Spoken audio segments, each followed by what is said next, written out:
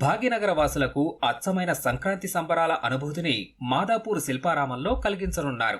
హరిదాసులు, బసవన్నతో గంగిరెద్దుల వారు చేయించే నృత్యాలు, బుడబొక్కలు, జంగమదేవరలు, పోతరాజుల విన్యాసాలు పండుగ రోజుల్లో అలరించనున్నాయి. సంక్రాంతి అంటే పిండి వంటలు, హరిదాసులు, పతంగులు, ముగ్గులు, గొబ్బెమ్మల సందడి ఉంటుంది. పల్లె వాతావరణానికి దూరంగా నిత్యం ఉరుకుల పరుగుల జీవన విధానంలో ఉన్న హైదరాబాదీలకు ఈ కార్యక్రమాలు కనువిందు చేస్తున్నాయి.